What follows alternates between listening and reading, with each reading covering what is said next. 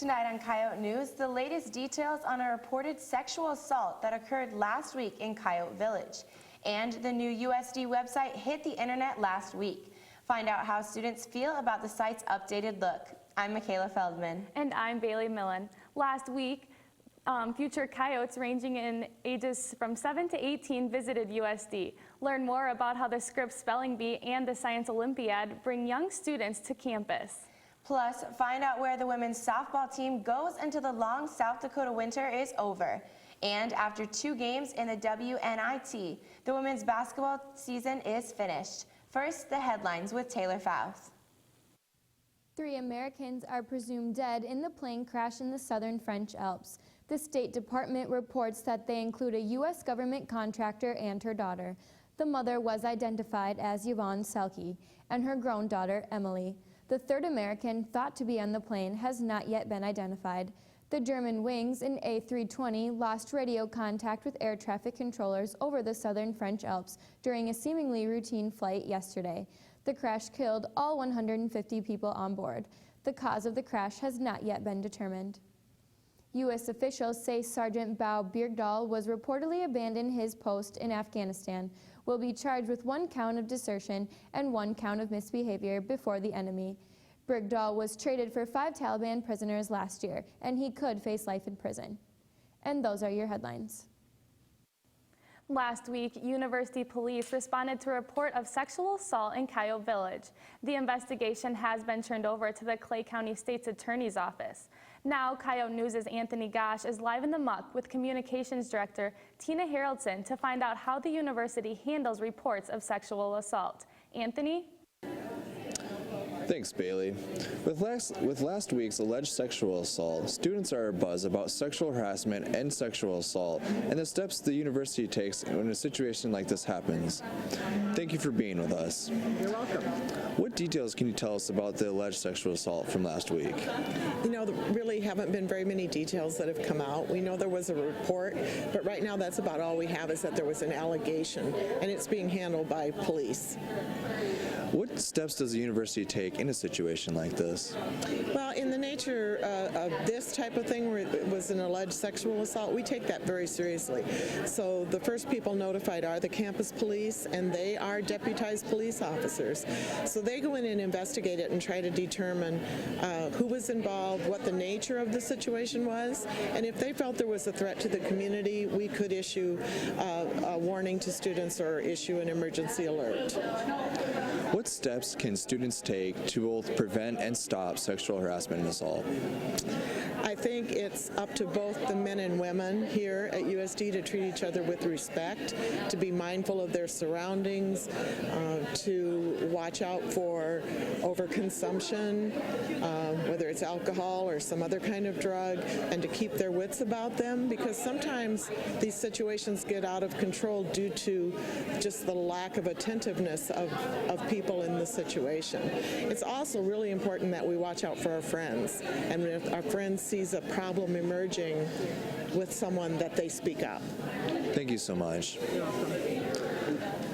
Live from the muck, I'm Anthony Gosh. Back to Anthony. This past fall, USD introduced a new online portal, and last week an even bigger change arrived. Coyote News' Katia Deshenko has the details on the university's new website. A few weeks ago, posters began appearing around campus warning of a coming change. The new website, which has been in the works since 2011 and cost $400,000, was unveiled on March 16th. USD Marketing Director Tina Haroldson says it will keep USD competitive by attracting new students and being more user-friendly. We felt that we needed to modernize our website, and we also wanted to have our website look good on smaller devices like phones and tablets. Haroldson says in the future the website will have a personalization feature, making it appear differently for individual users based on their previous searches. Students had varying reactions to the new website. It's good. I was surprised when I first saw it. I didn't get the email until later, so it was interesting, but it was good. Yeah, I only use the website to go to D2L anyway, so I guess it looks good. The website's actually a lot more attractive than it was before, and it's a lot better to navigate. And I think that it's, time that we actually got up to par with a lot of the other universities around the state. So. For Coyote News, I'm Katia Dushenko. Lakota is just one of several language programs at USD, but its origins are close to home. The Native American Cultural Center hosts events for students and the community and also provides Lakota language learning help. Assistant Professor Armik Merzayan says when he was approached to help lead the Lakota Roundtable, he knew it would be a great resource. I said, yeah, that would be great. You know, the students will have time to do Lakota outside of class and in places where they would be able to engage with each other. Merzayan says having a place for students to practice and learn the language plays a small part in keeping it alive. There's been sort of this several hundred-year struggle for indigenous communities to maintain their culture, and along with that, to maintain their languages. And one of the bigger challenges is to learn the vocabulary, and you have to see that a lot. So seeing it in writing helps a lot. The table teaches basic vocabulary and pronunciation of Lakota. This and other events hosted by NACC are encouraged for students and members of the community as well. Coming up after the break, learn more about students who visited campus this weekend to test their science skills. And one student is heading to DC this summer after winning the Scripps Spelling Bee this weekend. Stay with us. Your fire attack. 1926.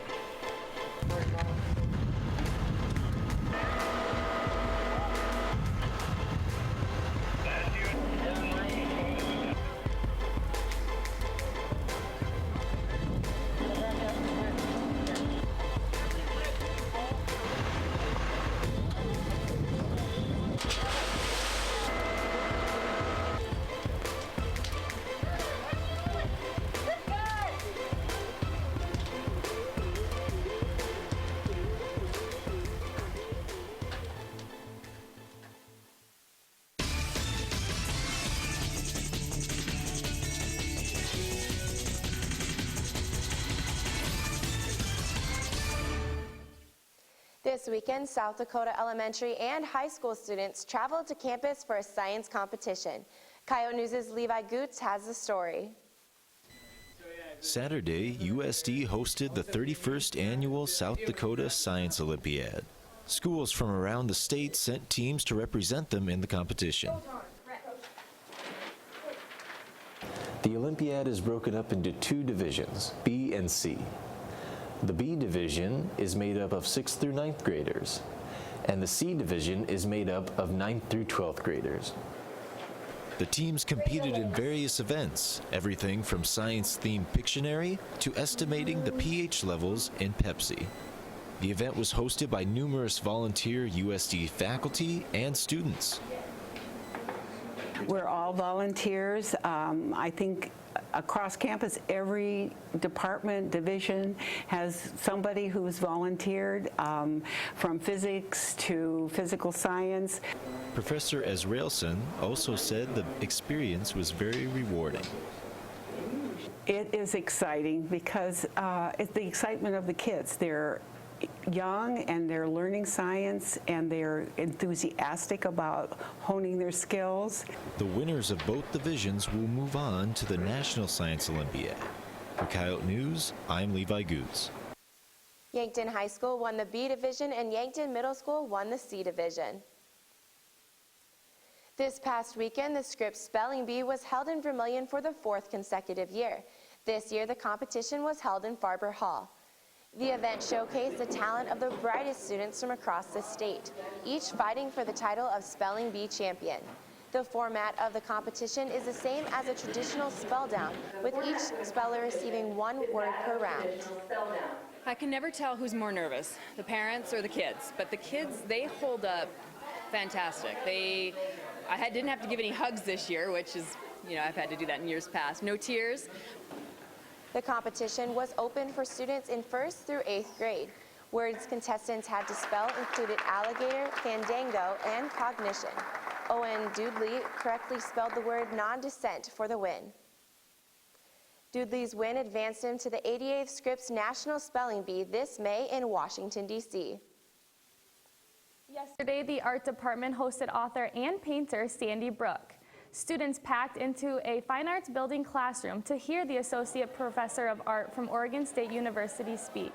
Brooke's lecture focused on her experiences and inspirations as an artist throughout her career.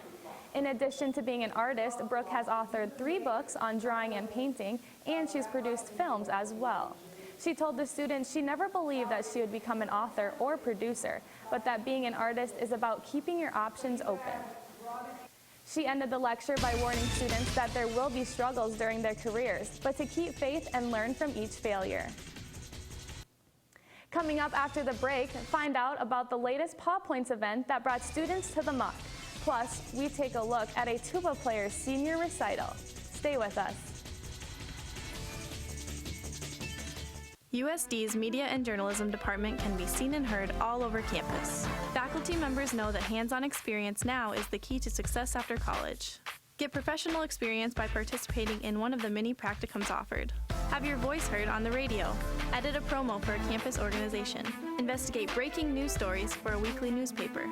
Design advertisements for local businesses. Get involved with the Media and Journalism Department at USD and start your future now.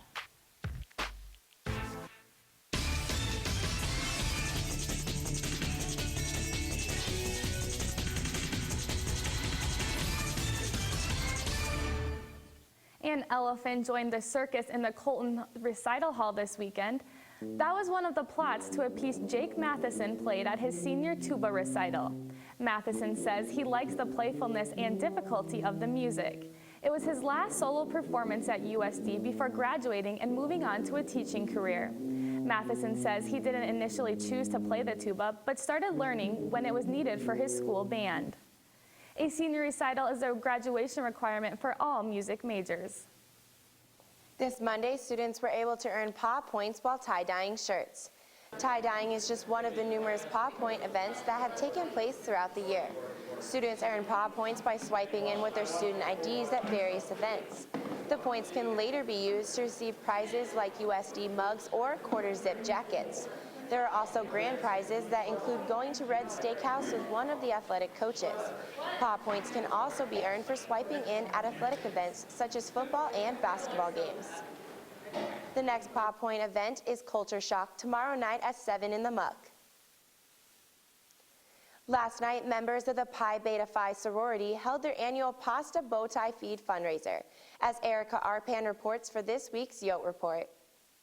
Tonight is the annual Pi Phi Bowtie event where USD's Pi Beta Phi is raising money for literacy. The members of the House have gathered here tonight for the annual event. Sam Munson, Vice President of Philanthropy, tells us more about the night. This is an annual event we've been doing for the last couple years, and all of the money we get to it goes to our literacy, and our literacy is philanthropy, and then the program is called Read, Lead, Achieve. So it goes to the schools to just kind of help promote literacy and help give the kids that opportunity to read. Part owner of the local restaurant Cafe Brûlée, Jim Waters, works with the chapter in providing the food for the event. Over the years, Cafe Brûlée has been a great resource for this fundraiser. Donators not only have the chance to eat, they also get the opportunity to pie a member in the face. We have, obviously, we serve our pasta, and then we have something called Pi Phi, and this is just kind of a fun thing we get to do. So if people come and they want to pie any of us, they can pay to do it. And that's her favorite part. Fun to see like how much fun everyone else has, and like we interact with people other than just like our Greek house, other than our chapter, and so it's fun to get that interaction with other individuals. Last year, the fundraiser made about $3,000. Munson says the goal is to beat last year's number. For the Yote Report, I'm Erica Arp. The USD Chamber Singers are back from the European tour they took during spring break. This past Saturday, the Chamber Singers hosted their last concert of the school year at the United Church of Christ. The ensemble performed worship songs and psalms in front of filled pews for 2 hours. The singers showcased new choral music from a variety of composers and historical periods. For the past 4 years, the group has performed pieces from choral director Johnny Priano. The Chamber Singers were able to fly him in from Pennsylvania for this last concert. The singers performed Priano's rendition of Psalm 23 in front of him to close this year's season. The ensemble's most recent recording, Nature's Witness, is available for purchase by contacting the music department. On this week's Coyote blog, Andy Hartman talks about what she thinks is the one thing missing from USD. I would like to take this time to address the biggest problem on campus. I'm not talking about the fact that the convenience stores don't have Capri Sun, and I'm not talking about the fact that all the buildings on campus aren't connected by water slides. I'm talking about the fact that we can't have pets in our room. I know that we can have fish, but fish are kind of boring. Have you ever tried to walk a fish? It's slightly difficult. Tying a leash around Nemo's neck and taking him out for a stroll around campus is kind of hazardous to his health. Not just because of the lack of water, but because I don't trust the verm cats. I don't see the big deal about having a dog or cat in our rooms. I know that dogs can be rowdy, but if they do go ballistic in our rooms, the only stuff they could potentially destroy would be our stuff. I think that having our own pets would be good for us. Spending time with animals is proven to help reduce stress, and stress is something that there is a lot of on a college campus. I think that the university should be a little more lenient with the pet rule. I'm not asking for anything ridiculous. I mean, I'm not going to show up on move-in day with Clifford in tow, but just a nice chill dog or cat can't be too bad. For Coyote Blog, I'm Andy Hartman. Thanks, Andy. Coming up after the break, find out where the women's softball team goes until the long South Dakota winter is over. And after 2 games in the WNIT, the women's basketball season is finished. Stay tuned. Your fire attack. Your fire attack. 1926.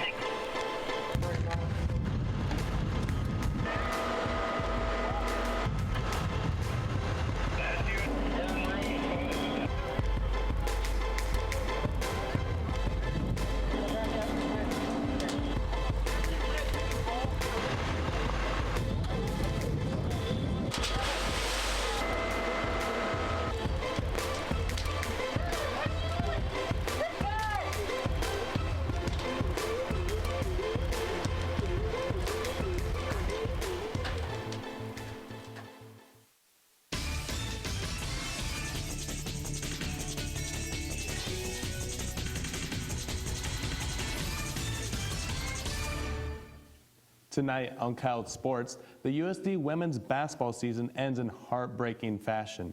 Plus, find out how the Coyote softball team season is going so far. And in the Bauer Beat, Sean gives you his thoughts on college hockey's big problem. I'm Brandon Noel.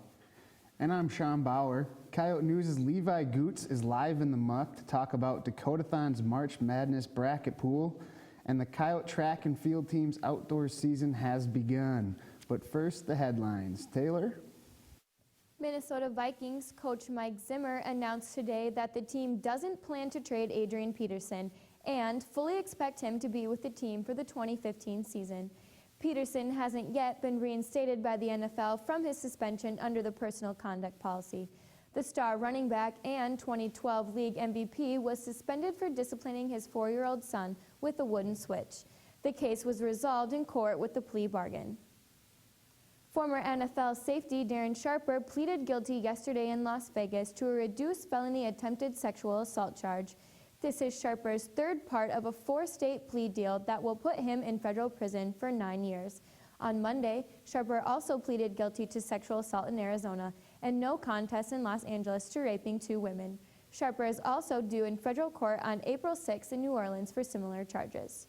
And those are your headlines. Thanks, Taylor. The women's basketball season ended on Sunday as they lost to Northern Colorado 59-58. Senior Nicole Seecamp hit a desperation shot with less than a second remaining, but it was ruled to be inside the 3-point arc, giving Northern Colorado the 1-point victory.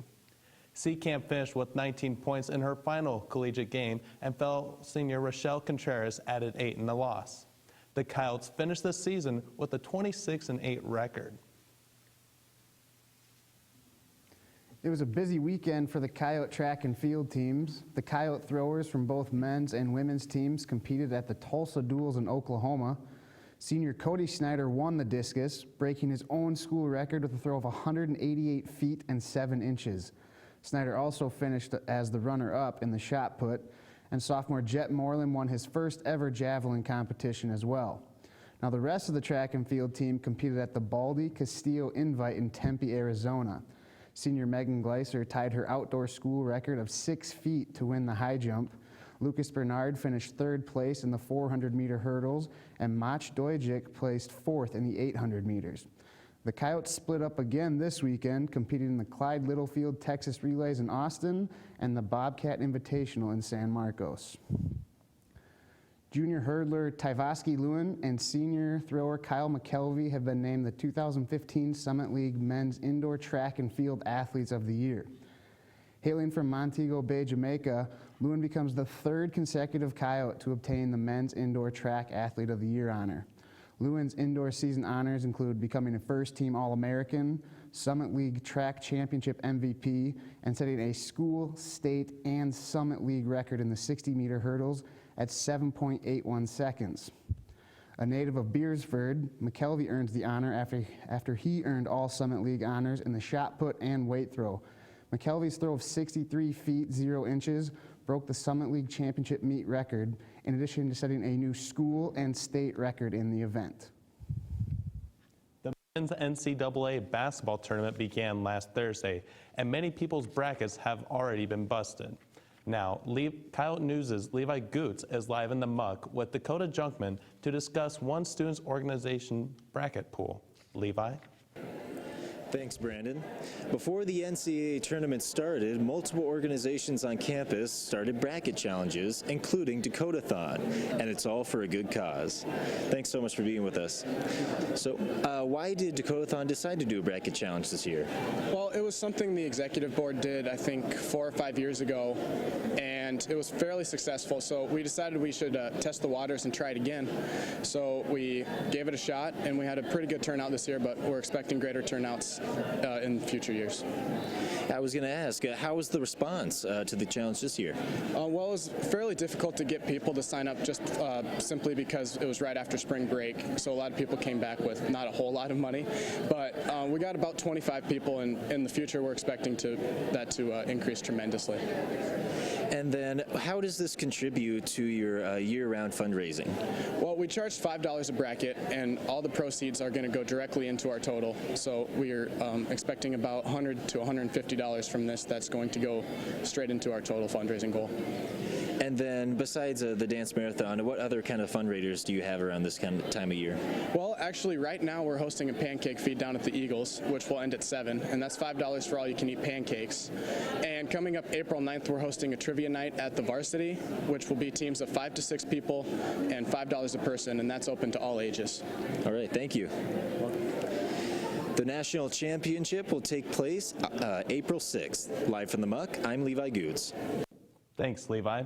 The women's softball team is getting back into the swing of things this spring. Over spring break, the team traveled to a tournament in Florida and played in a doubleheader in Iowa this past weekend. Most athletic teams travel to warmer weather until weather in South Dakota improves. But I mean, the travel part of it is probably the most fun because we get to go down south and we get to experience all that nice weather while everybody's still up here. Daly says the challenges of going to a warmer climate for games are manageable with proper pregame preparation. With the start of the spring, USD will hold their home opener against Fort Wayne on April 11th. On this week's Bauer Beat, Sean discusses the present state of attendance at college hockey games.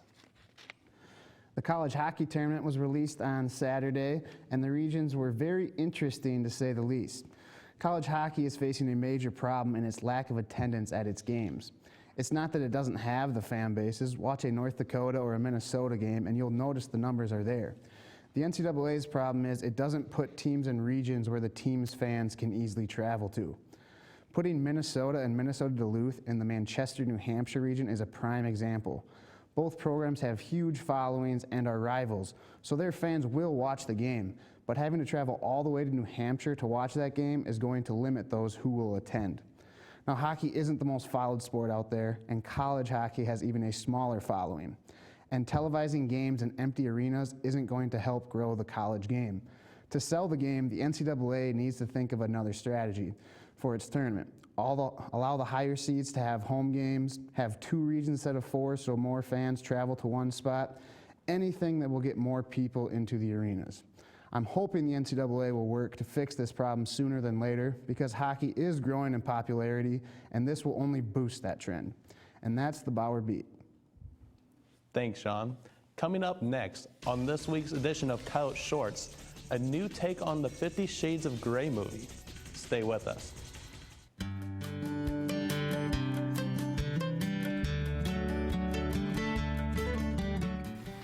The Latino Student Organization is a all-inclusive student organization that focuses on bringing in Latino culture to University of South Dakota.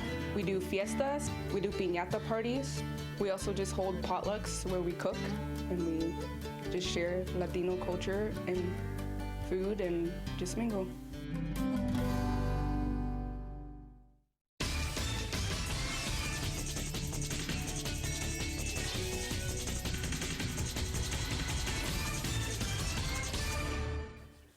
Earlier this semester, the university made the announcement that certain sections of residence halls will become gender neutral next semester.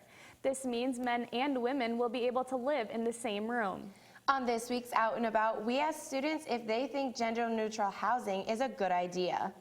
I think it's a good idea just because it's not a big deal like it used to be. I know a lot of people spend time with their significant other a lot, and they might as well just live together if they're spending so much time together. I think it'd be a fun way to test it out, but I don't think there'd be a good result to it, no. It just allows for a more equal environment for transgender students. It could go two separate ways. It could go either really, really good or really bad, and there's going to be a lot of room changes. So I think it's just going to be a mess. Well, I don't agree with that specifically, but people do that anyway. Like, people would want to do that anyway, and people are going to do what they want to do.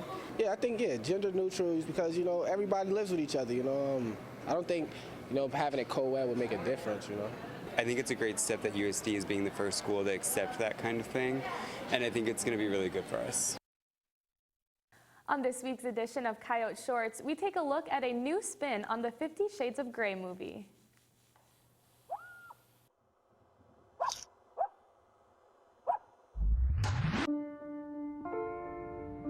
So this is just an interview for the newspaper.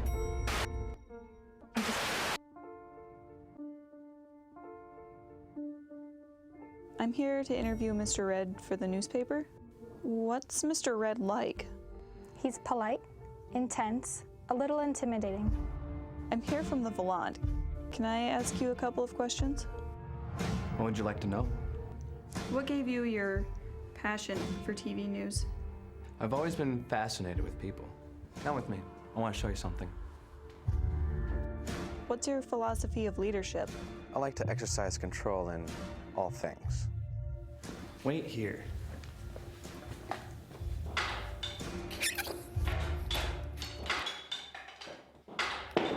So, what does your work all entail?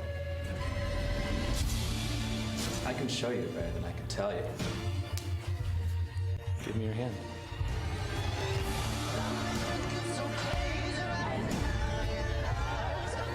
When was the last time you were turned on by a news show?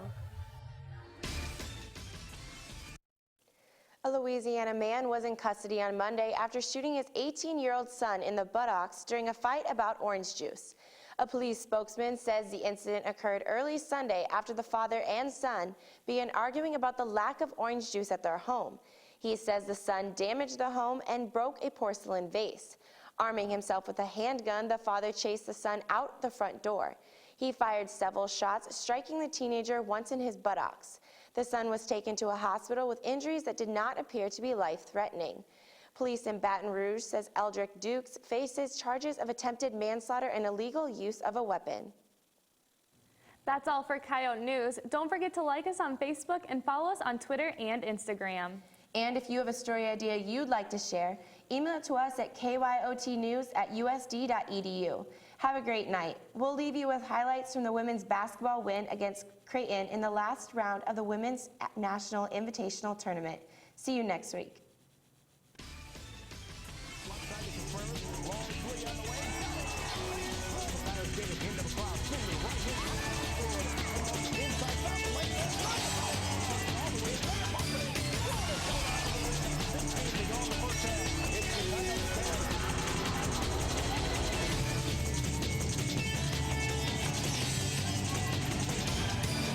Holding in on the baseline, gets it into Contreras for three. Got it. Kelly Stewart throws it in the lane. But wow, back out Contreras for three.